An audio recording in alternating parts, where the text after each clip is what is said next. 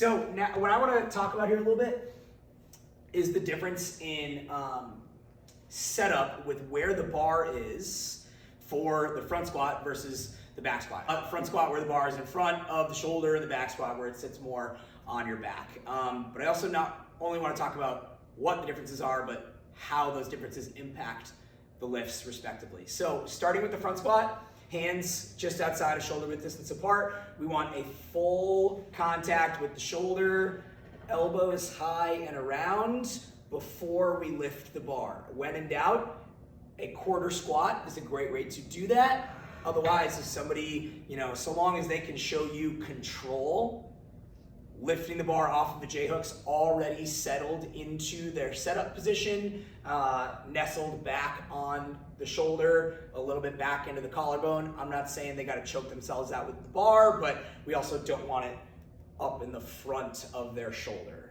From there, they would walk the bar, in this case, back a couple of steps. They would keep their elbows nice and high, and they would execute on all the points of performance of the front squat that we know and love. And when they finish, they would walk the bar all the way into the J-hooks, then lower down, then separate from the shoulder to ensure, again, safety, safety, safety, safety, safety first, rather than reaching to, right? Contrast that with something like a back squat. Athletes will approach, again, about hands outside of the shoulders is a good place to be. My trusty frame of reference, thumb right where it changes from smooth to coarse on the knurling. We, 99% of the time, will coach people doing high bar back squats. All that means is the bar sits a bit more on the upper trap. Execute the partial squat.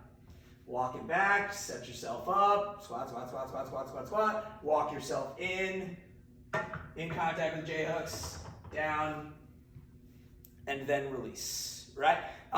Couple of things that I don't believe have been addressed that I want to just put on our collective radar right now. You could see, even as I was just unracking the weight, the stanchions are not the most stable things in the world, right? With the exception of Northeast, where they're bolted into the floor, these mobile racks have some give to them. And if you've got an athlete who is working with enough weight on whatever the movement pattern that you are worried about the stability of this, what I would encourage you to do is, as resources allow,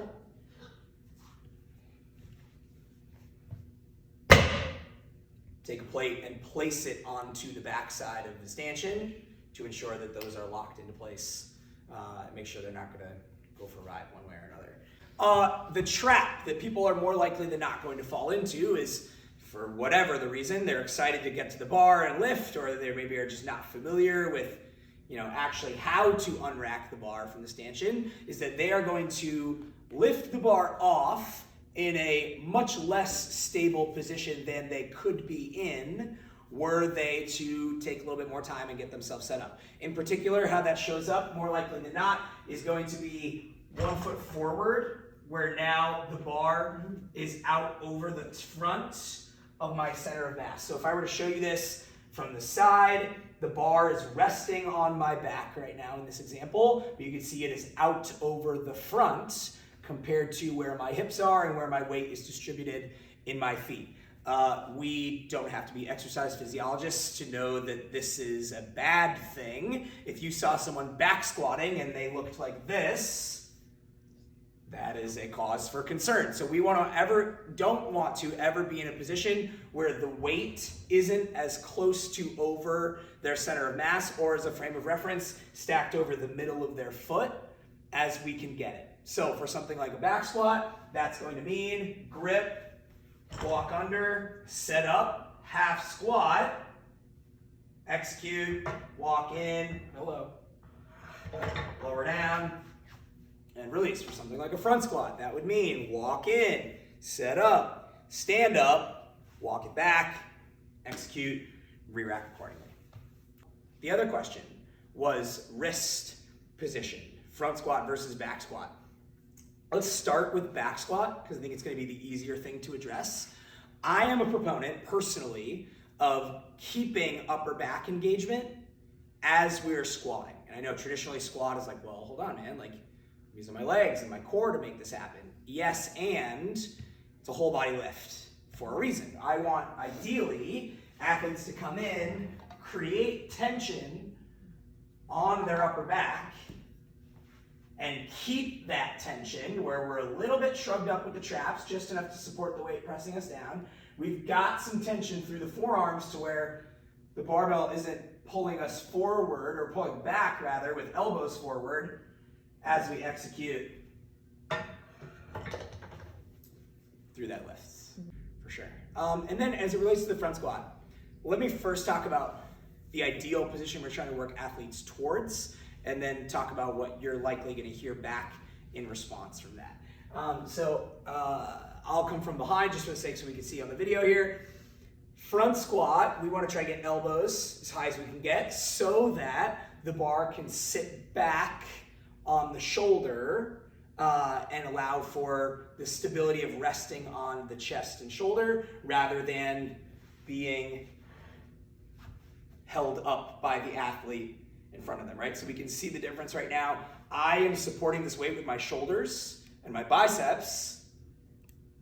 I am now having this weight supported by my shoulders and my collarbone, right? Also, we can look at the difference in my wrist angle. As I try to at least get my elbows through, we can see this is a closer to neutral position of the wrist. And as my elbows drop, something has to give. Now look at the flexion of my wrist closer to 90 degrees. And if that were to continue even further, now I have flexion of the wrist at 90 degrees and the weight is not supported by my shoulders, so it's going to press down into my palms, apply pressure into the wrists, and more likely than not, result in the age-old retort, the classic response, my wrists hurt. My sweet, fragile wrists can't handle the front squat. To which I would say, that's not true. Let's play with your grip and let's play with your elbow angle. We, in the context of a front squat in particular, don't need to worry about moving the weight up into the overhead position, right? If we're talking clean and jerk, this is maybe a different conversation. If we're talking, shoulder, ground to shoulder, shoulder to overhead, right? We need a little more stability there. But for something like a front squat, it is perfectly acceptable for athletes to release their full grip on the bar and allow for it to roll back into their fingertips. And in doing so, we release some slack through the posterior chain, which allows for elbows to come a little higher. And because the elbows are a little bit higher, the wrist angle can be closer to neutral, right? So in the event you are an athlete who tells you it's my wrists, first of all, a screener for is it in fact a lack of wrist mobility, have them either get into a high plank position or ask them simply to lift one shoulder up or one arm up and flex their wrist towards their face. And if you can see that they are in a 90-degree angle, then you see that they have the required wrist mobility in order to be just fine in a front squat setup position. The wrist is the symptom.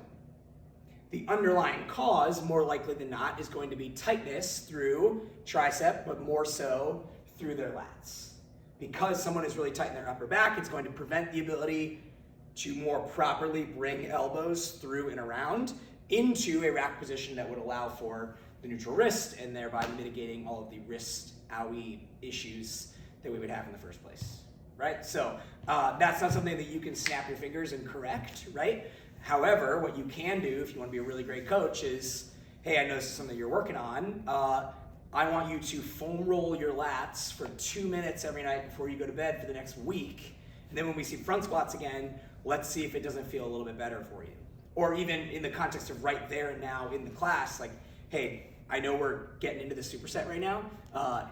Pop over and I'm gonna show you a lat stretch. Throw a band up over the bar. You're just gonna pull and lengthen through there, or maybe grab like a PVC pipe, or just have them sit in puppy dog pose for 30 seconds and stretch out their lats a little bit more.